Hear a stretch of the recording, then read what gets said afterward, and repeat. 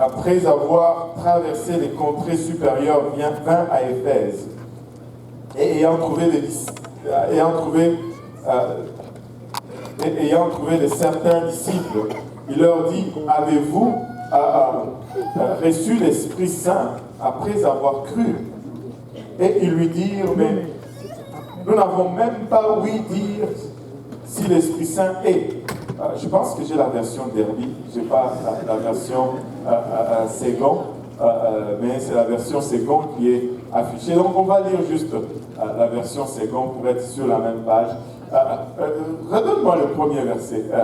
Pendant qu'Apollos était à Corinthe, Paul, après avoir parcouru les hautes provinces de l'Asie, arriva à Éphèse et a rencontré quelques disciples. Il leur dit, avez-vous reçu le Saint-Esprit quand vous avez cru? Il lui répondit, nous n'avons pas même entendu dire qu'il y ait un Saint-Esprit. De quoi est-ce que tu es en train de parler en d'autres termes? Et maintenant, il dit, ça c'est Paul, de quel baptême avez-vous donc été baptisé? Et ils répondirent, du baptême des Jean. Et au verset 4, la Bible nous dit, alors Paul dit, Jean a baptisé du baptême de repentance, disant au peuple de croire à celui qui venait après lui, c'est-à-dire en Jésus. 5. Sur ces paroles, ils furent baptisés au nom du Seigneur Jésus. Et le verset 6 nous dit, lorsque Paul leur eut imposé les mains, le Saint-Esprit vint sur eux, et ils parlaient en langue et prophétisaient. Ils étaient en tout environ 12 hommes.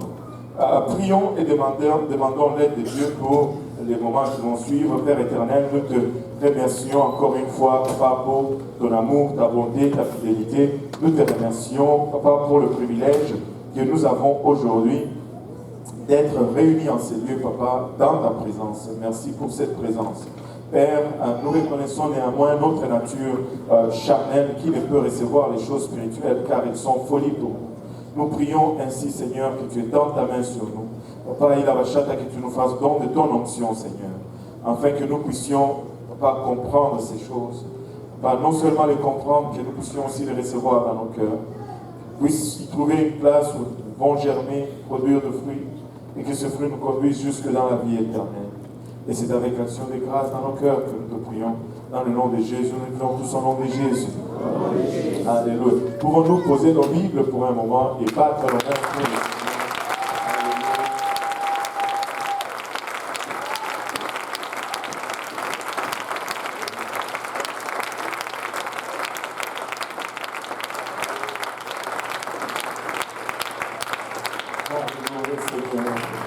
Vous pouvez vous asseoir dans la présence du Seigneur. Le Seigneur est bon, n'est-ce pas? Le Seigneur a-t-il été bon pour quelqu'un aujourd'hui? A-t-il été bon pour quelqu'un hier? A-t-il été bon pour quelqu'un au moins pour la semaine passée? Ou le mois passé, au moins, a-t-il été bon au moins une fois pour le mois passé? Et pour l'année 2015, depuis le début de 2015, le Seigneur a tout été bon. Alléluia. Juste pour 2015. Alléluia. Il est merveilleux. Et si nous regardons en arrière, nous pouvons trouver plusieurs raisons de nous plaindre, plusieurs raisons de nous lamenter, plusieurs raisons de ne pas être contents. Mais également, nous pouvons choisir de regarder en arrière et de voir plusieurs raisons pourquoi nous pouvons rendre grâce au Seigneur. Et aujourd'hui, c'est l'action des grâces. L'action des grâces, c'est un jour qui a été instauré par les pères, pour ne pas dire fondateurs, ou le premier pèlerin arrivé ici en Amérique du Nord. Quand ils sont arrivés, ils ont trouvé un climat rude, un climat difficile. Et leur premier hiver était très difficile. Alors, ils ont appris des peuples autochtones comment s'aimer, quoi s'aimer et quand s'aimer. Et après avoir appris ces choses, après cette première année de semences, ils ont eu une bonne récolte. Et quand ils ont eu cette récolte, ils ont choisi le jour de la moisson pour remercier ou rendre grâce à Dieu suite à cette récolte. Mais non, aujourd'hui nous fêtons l'action des grâces. Et l'action des grâces, c'est vraiment rendre grâce à Dieu. Amen. Rendre grâce à Dieu. Même dans cette société où la plupart ne croient pas à Dieu, mais ils vont quand même avoir congé demain. Si moi je ne croyais pas en Dieu, j'allais quand même aller travailler. Pourquoi avoir congé pour rendre grâce à Dieu si tu ne crois pas en Dieu? On aime les avantages, hein? Alléluia. Donc, ainsi l'action de grâce a été instaurée et ça a évolué. Et ils ont rendu grâce à Dieu pour la moisson, pour ce qu'ils ont récolté. Et nous pouvons sûrement aussi regarder dans nos vies et rendre grâce à Dieu pour certaines choses. Plusieurs, peut-être même choses. Nous pouvons rendre grâce à Dieu aujourd'hui du fait même que nous avons été capables de nous lever de notre lit ce matin et que nous respirons et que nous avons le souffle de vie. Nous pouvons rendre grâce à Dieu pour cela. Vous savez, vous pourriez dormir et oublier de respirer et ne pas être en mesure de vous réveiller le matin. Nous pouvons rendre grâce à Dieu du fait que nous vivons dans un pays libre où nous pouvons prêcher la parole de Dieu jusqu'à aujourd'hui librement. Nous pouvons rendre grâce à Dieu que nous avons toutes ces choses, un système qui nous entoure et qui nous offre une vie qui est probablement meilleure pour la plupart d'entre nous que nos pays d'origine. C'est pourquoi nous avons choisi d'être ici. Mais ça serait un peu un manquement que de rendre grâce à Dieu seulement pour le matériel. Je ne sais pas si vous avez constaté jusqu'à présent, en fait, l'action des grâces, c'est vraiment... on rend grâce à Dieu pour le matériel, pour la moisson. Mais je pense que Dieu a en réserve pour nous plus qu'une simple moisson. Je crois que Dieu a à nous offrir mieux que juste une bonne récolte, juste une simple vie. Je pense que nous pouvons rendre grâce à Dieu pour une vie abondante. Amen. Le Seigneur dit que je suis venu pour que mes brebis aient une vie et qu'il ait en abondance, qu'ils puissent vivre dans l'abondance. Non seulement Dieu nous donne la vie, mais il nous la donne en abondance. Et l'abondance ici n'est pas l'accumulation de biens matériels. Dans le passage que nous avons lu, pour moi je pense que c'est la chose pour laquelle nous devons rendre grâce à Dieu pour plus que toute autre chose. Vous savez, nous avons reçu dans notre vie plusieurs cadeaux. Qui aime les cadeaux? Moi j'aime les cadeaux. Quand quelqu'un me donne quelque chose en cadeau, je suis content. Je ne suis jamais fâché quand quelqu'un me donne un cadeau. Alléluia. Et nous aimons les cadeaux. Et dans la vie, nous avons reçu plusieurs sortes de cadeaux. D'autres qui nous étaient utiles et d'autres qui ne nous étaient pas utiles. Mais celui-ci, c'est le cadeau le plus important que tu n'aies jamais reçu et que tu ne recevras jamais dans ta vie, c'est le don du Saint-Esprit. C'est le don du Saint-Esprit. C'est le cadeau qui va te durer le plus longtemps. Des fois, on offre des cadeaux qu'on a achetés à Dollarama. Le petit joue juste 2 tours de la table avec la voiture, puis la roue tombe. Mais ce cadeau, il va te durer même jusque de l'autre côté de la tombe. Et c'est le Saint-Esprit. Laissez-moi vous dire, vous pouvez peut-être ne pas être d'accord avec moi, mais c'est correct. De toute la parole de Dieu.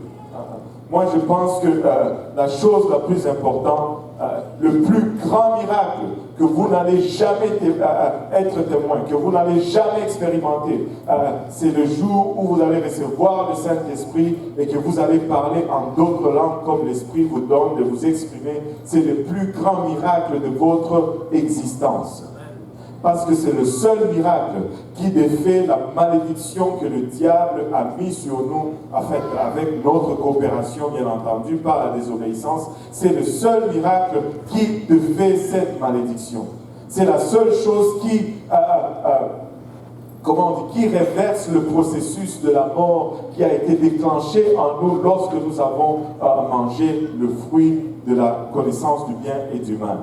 Mais c'est une chose triste que de voir ici un groupe de gens que Paul a rencontré. Si nous allons retourner à notre texte aujourd'hui, je vais dire Acte 19, verset 1, si tu peux m'aider avec le verset, comme ça on ne va pas suivre Derby aujourd'hui. Acte 19, verset 1, la Bible nous dit, pendant qu'Apollos était à Corinthe, Paul, après avoir parcouru les hautes provinces de l'Asie, arriva à Éphèse. Et ayant rencontré quelques disciples, que tout le monde dise des disciples. Des disciples, ça veut dire des gens qui ont connu la parole de Dieu. Ça veut dire des gens qui ont été disciplinés à mener une vie chrétienne. C'est pourquoi on les appelle des disciples. C'est une chose que de venir à Dieu, mais c'est une autre chose que de devenir disciple. Et le mot disciple, le mot racine là-dedans, c'est discipline. Tu ne peux pas être disciple sans discipline. Mais nous n'aimons pas la discipline. Et ça, c'est une autre étude pour un autre jour. Quelques disciples, c'est-à-dire des gens qui menaient déjà leur vie dans les voies de Dieu, qui luttaient et qui marchaient dans les voies de Dieu. Et il leur dit, la première chose que Paul leur demande, avez-vous reçu le Saint-Esprit quand vous avez cru? C'est la première question qu'il leur pose. Ça, c'est comme si tu marches sur la rue, tu rencontres quelqu'un qui te dit « Je suis chrétien ». Et la toute première question que tu lui poses, est-ce que tu as reçu le Saint-Esprit lorsque tu as cru? Ça me rappelle l'histoire du frère Kenzo qui a un rapport probablement avec ce passage. Il était en train de témoigner à quelqu'un et puis il demande à la dame, il dit est-ce que as-tu été baptisé au nom de Jésus? Comment étais-tu baptisé? Et la dame lui dit, est-ce que ça te regarde? Quelque chose comme ça. Et là, heureusement qu'il était rempli du Saint-Esprit, Kenzo, il a eu une réponse inspirée. Il lui a dit, quand je lis le livre des Actes, quand Paul demande à ces gens, comment avez-vous été baptisés? Ils ne répondent pas, est-ce que ça te regarde? Ils ne répondent pas, est-ce que ça te regarde? S'ils avaient répondu comme ça, on n'aurait pas eu cette histoire dans la Bible. Il y en a qui se mettent hors de la Bible juste comme ça. Mais anyway, avez-vous reçu le Saint-Esprit quand vous avez cru? Et si cette question vous étiez posée aujourd'hui, avez-vous reçu le Saint-Esprit quand vous avez cru? J'ai rencontré plusieurs personnes qui vont juste dire, tu leur demandes, est-ce que tu as reçu le Saint-Esprit? Ils vont répondre comme ça. Oui. Es-tu sûr? As-tu parlé en langue quand tu as reçu? Non, mais quand j'ai cru, je l'ai reçu. Non, ceux-là, ils étaient honnêtes. Ils lui répondirent, nous n'avons pas même entendu dire qu'il y ait un Saint-Esprit. C'était des disciples. Ils étaient en train de marcher sur... Ils avaient une marche de discipline avec le Seigneur, mais ils n'avaient même pas entendu dire qu'il y ait un Saint-Esprit. L'ignorance, de foi, peut nous faire passer à côté du but. Et la parole de Dieu nous déclare que mon peuple périt par faute de connaissance, par manque de connaissance. Il dit, nous ne savons même pas qu'il y ait un Saint-Esprit. Comment chercher le Saint-Esprit si tu ne sais même pas qu'il y ait un Saint-Esprit? Si Paul a posé cette question, c'est probablement parce que c'était la question la plus importante. Si nous pourrions attribuer à l'ordre, attribuer une mesure ou associer une mesure de priorité, nous dirions que c'était la première priorité que ces gens-là reçoivent le Saint-Esprit. Et laissez-moi vous dire, c'était une priorité pour les disciples que les gens reçoivent le Saint-Esprit. Il dit, quand vous avez cru, avez-vous reçu le Saint-Esprit? Ils disent non, nous n'avons même pas entendu dire qu'il y ait un Saint-Esprit. Et là, Paul fait un pivot qui semble n'avoir rien affaire avec le Saint-Esprit, mais qui est un pivot indicateur en ce qui concerne tout ce qui va suivre. Il dit, mais de quel baptême avez-vous donc été baptisés? Quand il voit leur manque de connaissances en ce qui concerne le Saint-Esprit, il leur demande, mais comment avez-vous fait, que tout le monde dise fait, pour être baptisé? Comment est-ce que vous avez été baptisés? Et il répondit, du baptême des gens. Pourquoi Paul demande la question du baptême? Pourquoi Paul pose cette question concernant ce qu'ils ont fait? Comment ils ont fait leur baptême? Parce que ce que nous faisons va être toujours dicté par notre doctrine. Tu ne vas pas faire hors de la doctrine. La doctrine dicte toujours nos actions. La doctrine va déterminer nos actions. Paul dit, mais c'est en d'autres termes, Paul est en train de dire, c'est quoi votre croyance? Quelle est votre doctrine? Quelle est votre connaissance au sujet de la parole du Seigneur? Et il répondit, mais nous avions tout simplement été baptisés selon le baptême des gens. Et le débat reste toujours d'actualité. Ces gens, comment étaient-ils baptisés? Si ils ont été baptisés par le baptême des gens, c'est quelle formule que Jean baptisait, que Jean utilisait? Vous et moi, nous ne connaissons pas la formule que Jean baptisait, que Jean utilisait. Mais néanmoins, une chose est certaine. Nous pouvons affirmer avec certitude que Jean ne baptisait pas au nom de Jésus-Christ. Pour deux bonnes raisons. La première raison, c'est que nous allons voir que Paul va les baptiser au nom de Jésus-Christ. S'ils étaient déjà baptisés au nom de Jésus-Christ, Paul n'allait pas les baptiser encore au nom de Jésus-Christ. Pourquoi Paul les a baptisés au nom de Jésus-Christ? Parce que le nom de Jésus-Christ manquait dans leur baptême. Sinon, il n'allait pas les baptiser au nom de Jésus-Christ. Et la deuxième raison pourquoi nous pouvons affirmer avec certitude qu'ils n'étaient pas baptisés au nom de Jésus-Christ, parce qu'ils étaient baptisés par Jean-Baptiste. Mais tu dis, mais pasteur, tu as dit que nous ne savons pas comment Jean a baptisé. Oui, nous ne savons pas comment Jean baptisait, mais nous savons aussi une formule de baptême que Jean ne pouvait pas utiliser. Pourquoi? Tout simplement parce que du temps que Jean baptisait, Jésus-Christ était encore vivant. Jésus-Christ n'était pas encore mort. Or, le livre de Romains, chapitre 6, je crois, verset 4, nous dit, nous sommes ensevelis en sa mort, nous sommes ensevelis par le baptême, nous avons donc été ensevelis avec lui par le baptême en sa mort. Il faut que Jésus-Christ il faut qu'il meure d'abord pour que nous puissions être ensevelis avec lui en sa mort. Sa mort n'était pas encore disponible. Donc son nom ne pouvait pas encore être baptisé, être utilisé pour le baptême. Jean ne pouvait pas utiliser le nom de Jésus-Christ parce qu'il est mort avant que Jésus-Christ ne meure. Il n'a jamais baptisé au nom de Jésus. Amen. Amen. Maintenant, quand il dit du baptême des gens, si nous pouvons retourner à Actes 19, verset 3, il dit du baptême des gens. Et au verset 4, Paul dit, Jean a baptisé du baptême de la repentance. Quelle formule il utilisait? On ne sait pas, mais on sait que ce n'était pas le nom de Jésus-Christ. Disant au peuple de croire en celui qui venait après lui, c'est-à-dire en Jésus.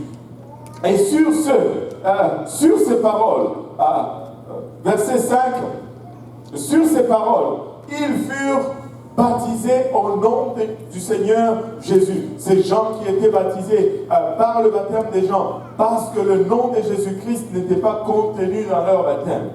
Ils se sont fait baptiser au nom de Jésus-Christ. Tu es peut-être là, tu me dis, pasteur, j'ai été baptisé au nom du Père et du Fils et du Saint-Esprit. Si tu as été baptisé au nom du Père et du Fils et du Saint-Esprit, je n'ai pas entendu Jésus là-dedans. Tu dois être plongé dans le nom de Jésus-Christ pour le pardon de tes péchés. C'est ça qui enlève le péché. La Bible nous dit dans Actes 10, 43 que par son nom, nous avons le pardon des péchés. Que tous les prophètes rendent de lui ces témoignages que quiconque croit en son nom, croit en lui reçoit comment par son nom le pardon des péchés. Maintenant, sur ces, si on peut retourner à Actes 19, sur cela, ces gens se sont fait baptiser. Ils n'ont pas dit, ben, on était déjà baptisés et la Bible dit que tu dois être baptisé une seule fois. Oui, la Bible dit que tu dois être baptisé une seule fois. Mais encore là, il faut que tu sois baptisé. Il ne faut pas que ça soit juste un bain, ou juste un mouillage, ou juste une immersion. Il faut que ce soit un baptême. Si tu as déjà été baptisé une fois correctement, ça va. Mais si tu n'as pas été baptisé correctement, comme ces gens, il faut que tu sois baptisé pour entrer dans l'alliance. Maintenant, après cela, sur ces paroles, ils ont été baptisés. Alors Paul lorsque Paul leur eut imposé le main, le Saint-Esprit vint sur eux. Le Saint-Esprit est tombé sur eux et ils ont parlé en langue et ils ont prophétisé. Quand ils ont reçu le Saint-Esprit, ils ont parlé en langue et ils ont prophétisé. Tu dis, pasteur, pourquoi est-ce qu'on est allé là aussi loin?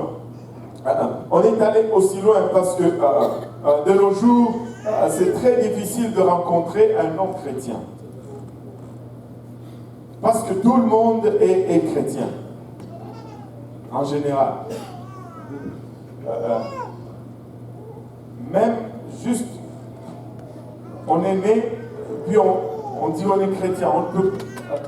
Pour être chrétien, ça prend une seconde naissance. Si on veut suivre la Bible. Tu dois naître de nouveau pour être appelé chrétien.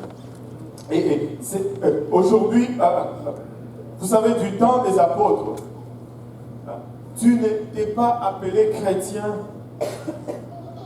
aussi longtemps que tu n'avais pas encore accompli toutes les étapes du plan du salut. Et lorsque tu n'avais pas accompli les étapes du plan du salut, tous les apôtres étaient inquiets jusqu'à ce qu'ils voient tous les symptômes ou tous les signes apparaître, c'est-à-dire qu'ils te voient te repentir, qu'ils te voient être immergé dans l'eau et le nom de Jésus-Christ est invoqué et qu'ils t'entendent parler en langue. Là, ils étaient satisfaits. Maintenant, si le Saint-Esprit est si important, est-ce qu'on peut souligner l'importance du Saint-Esprit dans la Bible? Tout à fait, et c'est ce que nous allons faire. Maintenant, le Saint-Esprit, je vais vous donner juste quelques raisons pourquoi nous prêchons presque chaque dimanche sur le Saint-Esprit. La première raison, c'est que c'est le cadeau le plus important que tu puisses avoir. C'est le seul cadeau qui va être efficace et de ce côté-ci de la tombe et de l'autre côté de la tombe. Tous les autres cadeaux vont rester juste de ce côté-ci de la tombe. Mais le Saint-Esprit, le baptême du Saint-Esprit va t'amener jusqu'à l'autre côté de la tombe. Mais voyons ce que ça peut nous faire d'abord de ce côté-ci de la tombe. Le Saint-Esprit nous fait connaître les choses à venir. Qui voudrait connaître les choses à venir? Nous sommes tous curieux à savoir qu'est-ce qui va venir. Vous savez, le Saint-Esprit nous fait connaître les choses à venir. Jean 16, verset 13. Quand le Consolateur sera venu, l'Esprit de vérité, il vous conduira dans toute la vérité, car il ne parlera pas de lui-même, mais il dira tout ce qu'il aura entendu et il vous annoncera les choses à venir. Il vous annoncera les choses à venir. Le Saint-Esprit nous révèle. Le Saint-Esprit nous conduit. Le Saint-Esprit, quand nous en avons besoin, il va nous dire les choses à venir. Et laissez-moi d'apporter un éclaircissement ici. Quand le Saint-Esprit va te dire les choses à venir, ce n'est pas que le Saint-Esprit est un esprit de divination qui te dit demain tu vas manger ça, après-demain tu vas faire ceci, et puis l'autre jour tu vas épouser telle personne. Et non, ça ne marche pas comme ça. Nous allons vivre jour après jour, après jour, après jour, selon les principes et la parole de Dieu. Nous ne menons pas notre vie à coup de prophétie. Il y en a que, si tu leur dis, allons évangéliser, je vais d'abord prier si Dieu va me le dire. Non, tu dois vivre ta vie par principe. Et le principe biblique, c'est que nous devons tout simplement évangéliser. Je n'ai pas besoin que le Saint-Esprit vienne me le dire. Je dois me faire baptiser au nom de Jésus-Christ. Je n'ai pas besoin que le Saint-Esprit... Ça découle tout simplement des principes bibliques. Mais il y a des moments dans notre marche où des choses inattendues vont venir. Et que Dieu veut nous assurer que nous allons marcher dans sa voie. Et l'Esprit va nous révéler des choses à venir. Des fois pour prévenir une situation ou pour éviter une crise quelconque dans l'église ou dans la famille. Le Saint-Esprit va révéler des choses à venir. L'Esprit va nous enseigner. Amen. L'Esprit va nous enseigner. Très souvent, quand on lit ceci, Jean 14, 26, mais le consolateur, l'Esprit Saint, que le Père enverra en mon nom, vous enseignera toutes choses et vous rappellera tout ce que je vous ai dit. Écoute, il dit, il va vous enseigner toutes choses et il va vous rappeler tout ce que je vous ai dit. Maintenant, les gens aiment le Saint-Esprit quand vient le temps de ceci. Même lorsque ils n'ont même pas encore reçu le Saint-Esprit. Ils vont dire, je n'ai pas besoin d'un enseignant parce que Dieu a laissé le Saint-Esprit pour m'enseigner. Ça c'est une folie. C'est même Dieu qui a laissé le Saint-Esprit pour nous enseigner. C'est le même Dieu qui a laissé également les docteurs, les évangélistes, les enseignants et les pasteurs et les apôtres dans l'Église. Le Saint-Esprit va nous enseigner. Ça va toujours être circonstanciel. Le tout premier enseignant, c'est ton enseignant de l'école du dimanche. Ces enfants qui descendent, ils ne vont pas passer du temps. Il y a un enseignant qui les enseigne les rudiments de la parole de Dieu. Vous savez pourquoi on préfère toujours le Saint-Esprit par rapport au pasteur? Parce que des fois, c'est plus facile de faire dire ce qu'on veut au Saint-Esprit que de le faire dire au pasteur. Peu importe ce que je crois, je dis seulement, c'est le Saint-Esprit qui m'a dit, et faire des discussions, n'est-ce pas? Aïe, aïe, aïe. On peut blâmer facilement le Saint-Esprit pour nos fausses doctrines. Mais laissez-moi vous dire que quand le Saint-Esprit enseigne, il ne sort jamais de la parole de Dieu. Un esprit qui t'enseigne de la part de Dieu ne va jamais te dire le contraire de ce que la Bible dit. Si l'esprit te dit le contraire de ce que la Bible dit, c'est peut-être un esprit, mais il n'est pas saint du tout. Il n'est pas saint. Le Saint-Esprit nous donne la puissance. Le Saint-Esprit nous montre, nous fait connaître les choses à venir. Le Saint-Esprit nous enseigne. Le Saint-Esprit nous donne la puissance. Et tout le monde dit puissance. Nous aimons la puissance, n'est-ce pas? Alléluia. Nous aimons la puissance. Nous aimons ce que ça vient. Regardez Actes 1, 8. Mais vous recevrez une puissance. Que tout le monde dise encore puissance. Le Saint-Esprit survenant sur vous, et vous serez mes témoins à Jérusalem, dans toute la Judée, dans la Samarie et jusqu'aux extrémités de la terre. Quand tu reçois le Saint-Esprit, tu reçois la puissance d'agir de la part de Dieu. Au fait, sans le Saint-Esprit, tu ne peux rien faire de spirituel. Tout ce que tu vas faire va être seulement charnel. Si nous chassons les démons au nom de Jésus, c'est parce que le Saint-Esprit nous donne la puissance. Si nous pouvons prier pour un malade et que le malade guérisse, c'est parce que le Saint-Esprit nous donne la puissance. La puissance vient du Saint-Esprit. Et si tu négliges le Saint-Esprit, tu n'as pas la puissance. Le Saint-Esprit nous donne la puissance. Amen. Le Saint-Esprit va nous donner également la paix, la justice et la joie. Qui aime la paix ici? Alléluia. Qui aime la justice? Pourquoi il y a moins de mains pour la justice? Et qui aime la joie? Nous aimons tous la paix, la justice et la joie. Vous savez que sans l'Esprit de Dieu, tu ne peux pas avoir ces choses. La Bible nous dit, Romains 14, 17, car le royaume de Dieu, ce n'est pas le manger et le boire. Vous allez aller ça et là, et on va essayer de mesurer votre chrétienté par votre état de prospérité matérielle. Jamais le royaume de Dieu, ce n'est pas le manger et le boire, mais plutôt la justice, la paix et la joie par le Saint-Esprit. La justice, la paix et la joie par le Saint-Esprit. Quand tu reçois le Saint-Esprit, tu commences à mener une vie juste. Parce que les choses que tu faisais, tu ne te sens plus libre de les faire.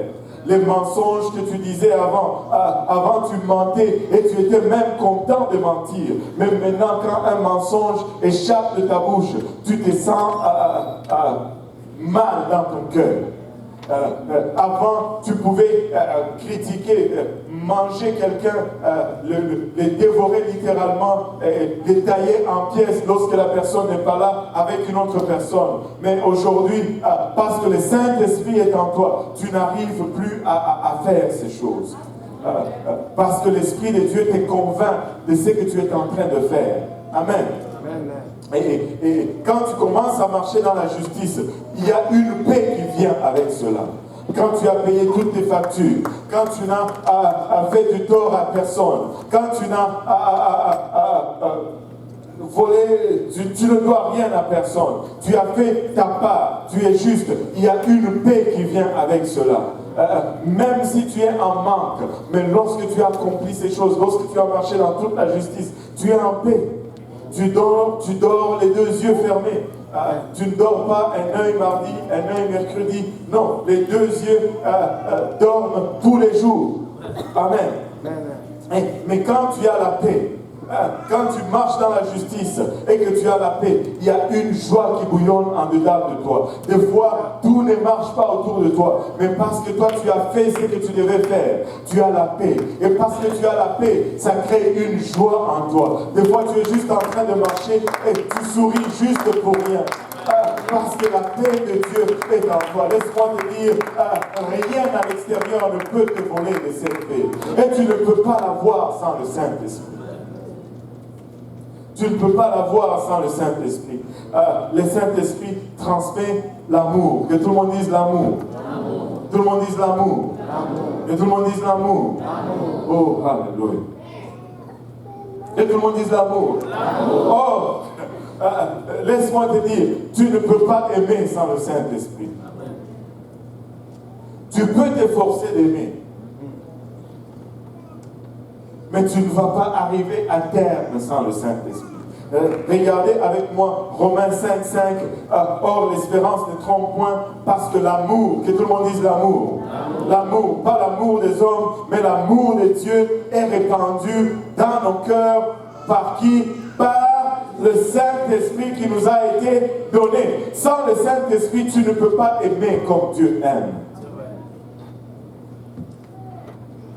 Sans le Saint-Esprit, tu ne peux pas aimer comme Dieu aime. Tu sais, quand quelqu'un te fait quelque chose que tu n'aimes pas, parle en langue. Parle en langue. Quand quelqu'un t'offense, parle en langue. Quelqu'un te fait du mal, parle en langue. Parle en langue. Ça change l'atmosphère, je vous dis. Essayez-le. Vous me regardez vraiment comme si je disais quelque chose qui ne fait pas de sens. essayez-le.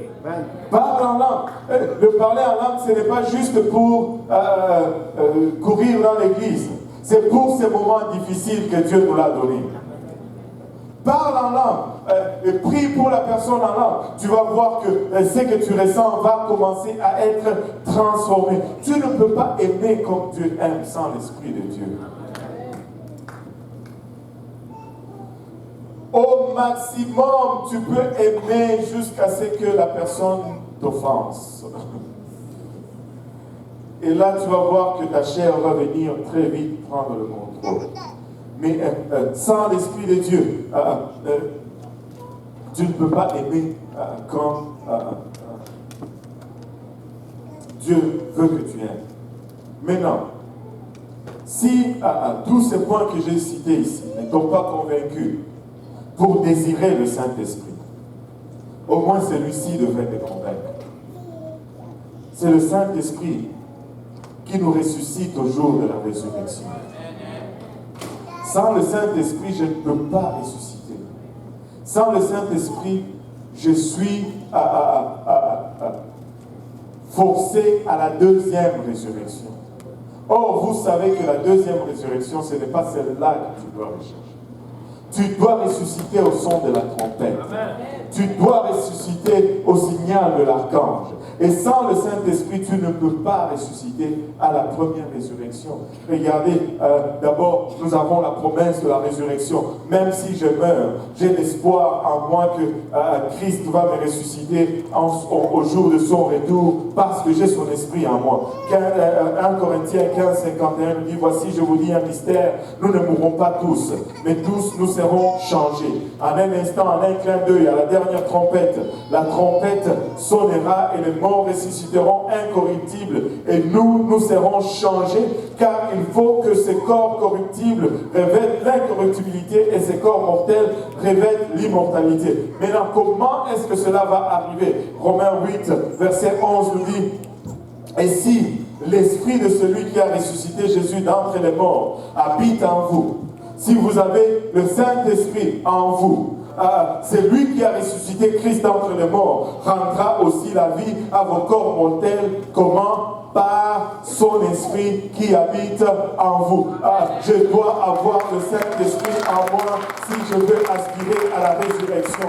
Alléluia. C'est le cadeau le plus important. C'est le don le plus important. S'il y a une raison pourquoi rendre grâce à Dieu en ce jour de l'action de grâce, c'est parce qu'il m'a rempli de son Saint-Esprit. Il m'a donné quelque chose, alléluia, qui défie toute la nature. Il m'a donné quelque chose qui défie, alléluia, tout ce qui a été fait sur ma nature en tant qu'être déchu.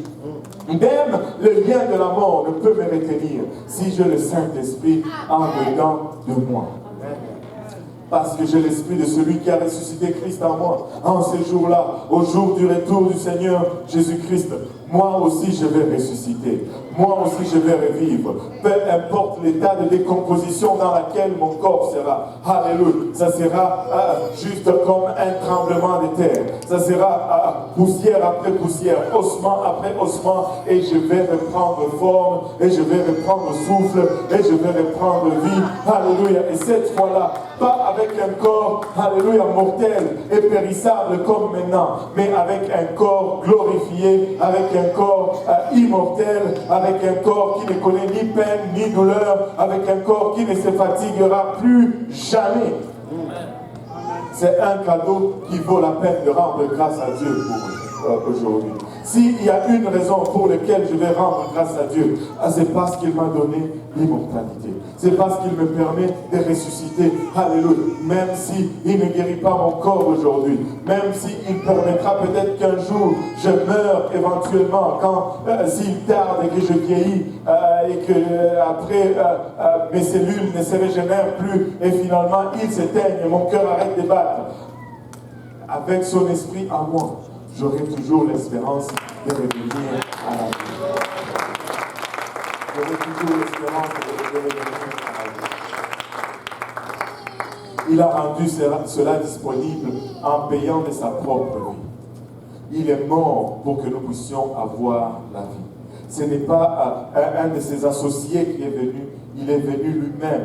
Et il a pris notre place à cette croix. Il a payé le prix que nous devrions payer afin que nous puissions avoir accès à la vie éternelle que lui avait. Il a accédé à notre mortalité pour que nous puissions accéder à son immortalité.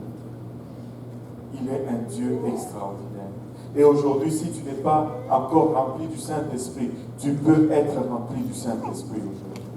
Car la promesse est pour vous, la Bible le dit, et pour vos enfants, et pour tous ceux qui sont au loin, en aussi grand nombre que le Seigneur, notre Dieu, les appellera. Aujourd'hui, si la vie ou ton entourage te donne une raison de te plaindre, souviens-toi que Dieu t'a donné le Saint-Esprit et rends grâce à Dieu pour cela. Et si tu n'as pas encore reçu le Saint-Esprit et que tu veux avoir une raison de rendre grâce à Dieu aujourd'hui, tu peux le recevoir avant la fin de ce service. Nous levons tous ensemble.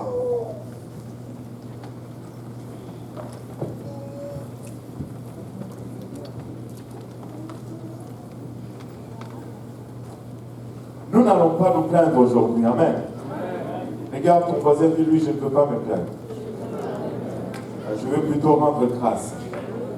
Regarde maintenant ton voisin, dis-lui, as-tu reçu le Saint-Esprit lorsque tu as cru? Et si la réponse est non, est-ce que la personne t'a répondu? Ok. Maintenant, si la réponse est non, dis-lui, tu sais, ce que cet homme dit là, et tu pointes vers moi, c'est vrai, tu peux le recevoir aujourd'hui. Tu peux le recevoir aujourd'hui. Tu peux le recevoir. Amen. Alléluia. Parce que le Seigneur a payé le prix pour son nom. Il est venu, il est allé à la croix pour que nous puissions avoir accès à lui. Et ce jour-là, avant qu'il n'aille à la croix, dans le livre de Jean, chapitre 7, 37 à 39, c'était le grand jour de la fête. Jésus s'est levé, il a crié, Jean 7, 37. Le dernier jour, le grand jour de la fête, Jésus s'est tenant debout, s'écria, si quelqu'un a soif, qu'il vienne à moi et qu'il boive. Celui qui croit en moi, des fleuves d'eau vive couleront de son sein, comme dit l'Écriture. Au verset 39, il dit, c'est là de l'Esprit que devraient recevoir ceux qui croiraient en lui, car l'Esprit n'était pas encore, parce que Jésus n'avait pas encore été glorifié. Et son appel, c'est que si quelqu'un a soif, si tu as soif aujourd'hui, tu peux le recevoir. Amen. Alléluia. Ce que nous allons faire, la Sainte Seine, c'est une commémoration de ce que le Seigneur a enduré pour que nous puissions avoir accès à ça. Nous étions pécheurs, nous avions péché dans le jardin. Et dans notre état de pécheur, nous ne pourrions rien faire pour nous-mêmes. Mais c'est Dieu qui nous a créés, c'est Dieu qui nous a aimés. Lui qui était esprit a revêtu de la chair. Et il est descendu ici sur terre. Après avoir fait ministère pendant 33 ans. Et finalement, il a finalement été fait captif, torturé, flagellé, crucifié. Il est mort pour nous. Et c'est en mémoire de ce sacrifice que nous allons célébrer la Sainte Seine aujourd'hui. Je voudrais souligner certaines choses avant de partager la Sainte Seine. C'est que la Sainte Seine, ce n'est pas le salut. La Sainte Seine, comme on dit la communion, ce n'est pas ça qui sauve.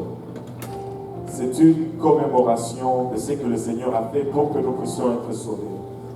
Si tu désires le salut aujourd'hui, tu dois obéir à l'Évangile, c'est-à-dire la mort, l'ensevelissement et la résurrection de Jésus-Christ qui est l'Évangile.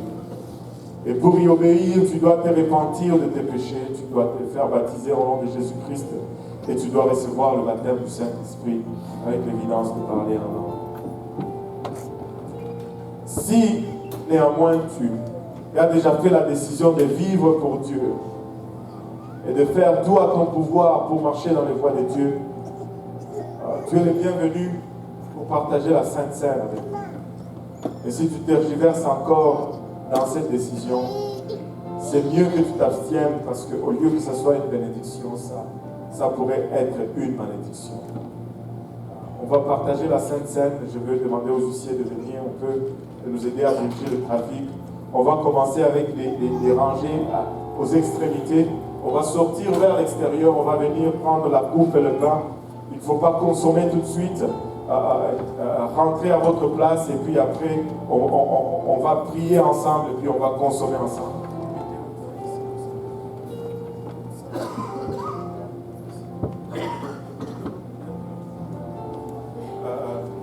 On peut commencer à circuler si on peut avoir un cantique pendant que les gens viennent se servir. On va sortir de l'extérieur, on va prendre la coupe et puis on va rentrer de l'intérieur pour qu'on puisse avoir un trafic constant. Et la table du Seigneur est dressée.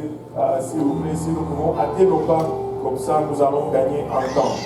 Amen. Alléluia. Gloire au nom de Jésus. Si on peut bouger rapidement, comme ça on va pouvoir avoir le temps de prier après la Sainte Seine et voir la main de Dieu bouger parmi nous. Amen. Alléluia. Si on peut juste rentrer par le milieu, comme ça on évite les embouteillages et comme ça on va circuler rapidement. Ceux qui sont au balcon, s'il vous plaît,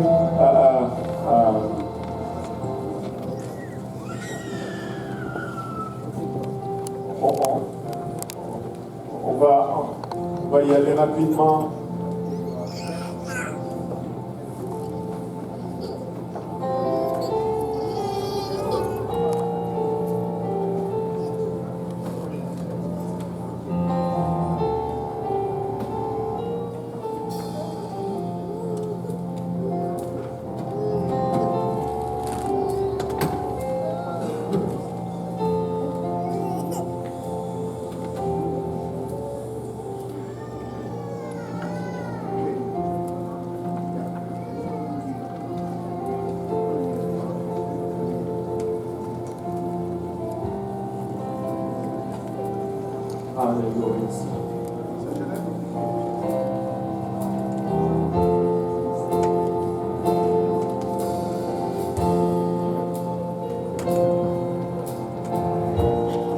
Nous n'avons pas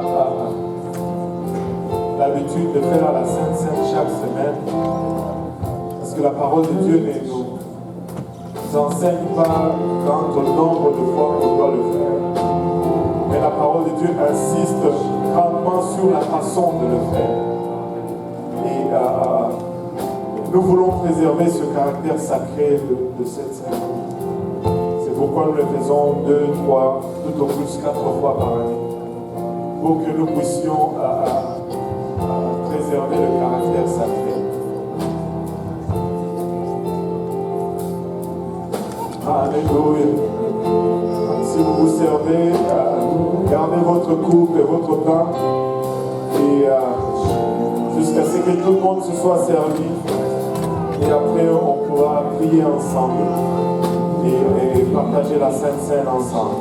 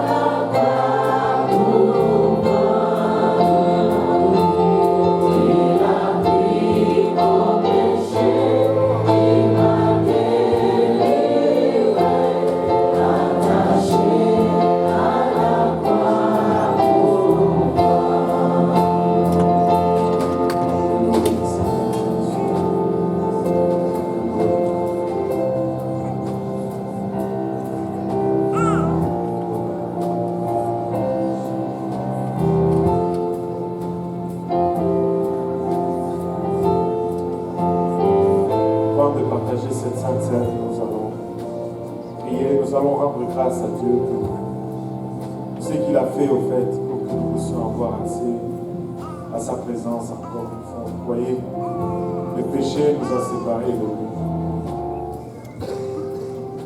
Parce que le péché nous a séparés de lui, il a revêtu de la chair et il a porté nos péchés sur lui afin que nous puissions avoir accès encore une fois à lui.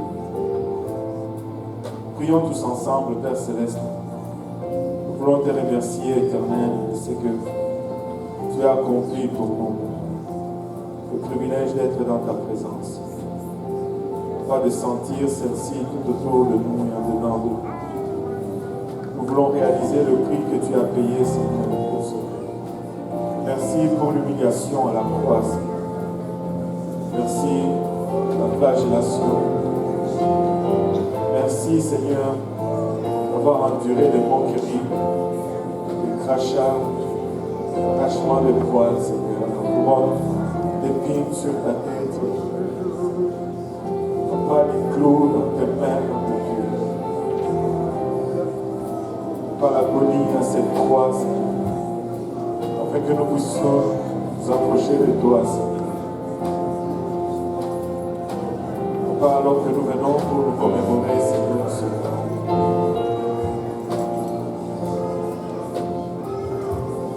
Prions, Seigneur Jésus-Christ, que tu bénisses ta coupe, le pain que nous allons partager, Papa. Ce pain qui représente ton corps qui a été brisé pour nous. Cette coupe qui représente ton sang versé. Papa, bénis-nous tous ensemble, Seigneur. Agis parmi nous alors que nous te prions. Dans le nom de Jésus, nous disons tous au nom de Jésus. Dans 1 Corinthiens 11, 23.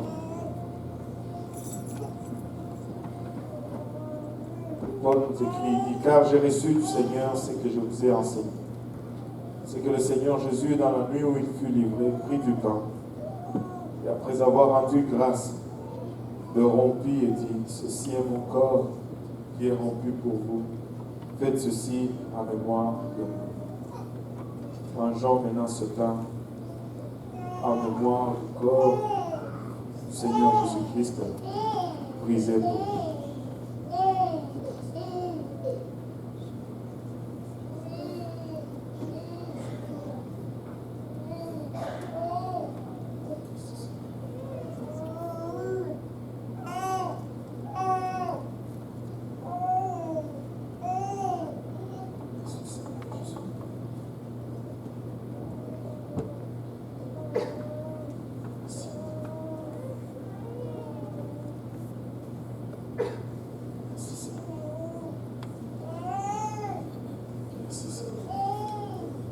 Même, après avoir soupé,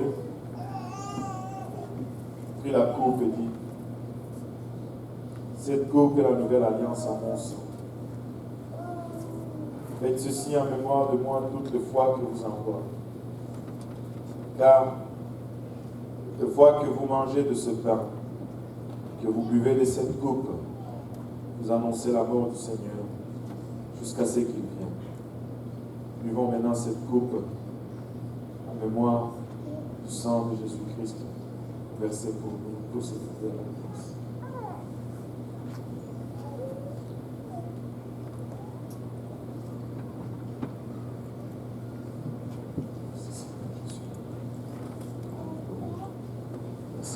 Si nous pouvons commencer à l'adorer juste pour un moment, si nous pouvons commencer à la remercier.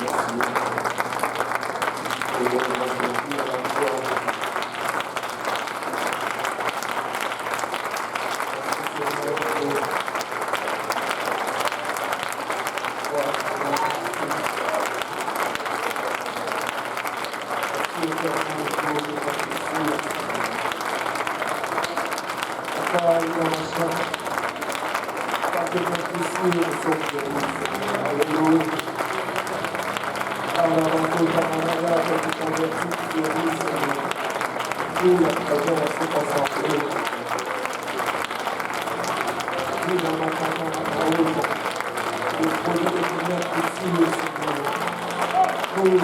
Dans le risque, dans la vie, Seigneur Jésus-Christ. Dans le nom de Jésus, nous prenons de Dieu, Seigneur. Nous prenons la haute, la forme de ta guérison, Seigneur. Alléluia. Alléluia, Seigneur. Alléluia, Jésus. Alléluia. Oh,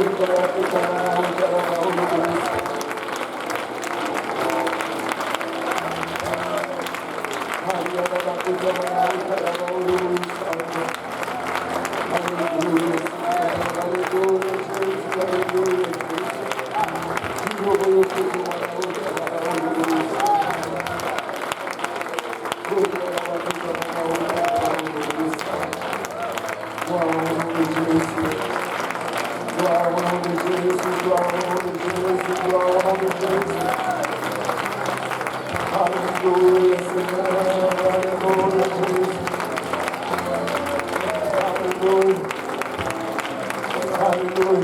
Si nous pouvons prendre le temps de venir à l'avant. Alléluia. Des hommes à ma gauche, des dames à ma droite. Et nous allons prier encore. Alléluia. Si il y a des gens parmi vous qui ont besoin de recevoir le Saint-Esprit, le Seigneur va le remplir aujourd'hui. Alléluia, Seigneur. Alléluia, Jésus. Alléluia, Seigneur. Pouvons-nous élever nos voix vers le Seigneur. Pouvons-nous continuer à adorer notre Dieu aujourd'hui. Alléluia, Jésus. Alléluia, Seigneur. Alléluia.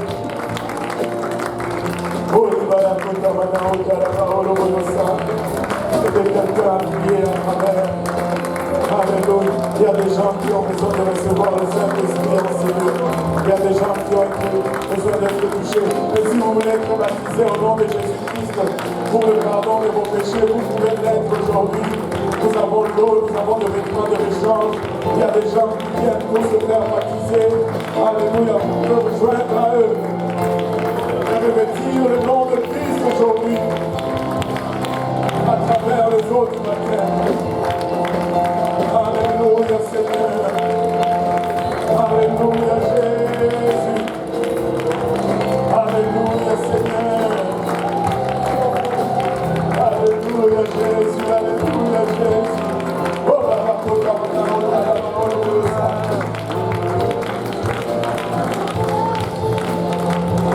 Alléluia, Seigneur. Alléluia. Alléluia. Il y a des gens qui ont besoin de recevoir le Saint-Esprit dans cette hôtel. L'Église de Dieu, si nous pouvons faire ce que nous savons faire, ce que nous sommes appelés à faire. Alléluia, c'est-à-dire de prier les gens à travers le Saint-Esprit. Alléluia, alléluia, alléluia, alléluia, alléluia. Le Seigneur est présent dans ce lieu pour remplir quelqu'un, pour bénir, pour délivrer, pour sauver. Alléluia. Si vous êtes enseigné, vous n'avez pas peur que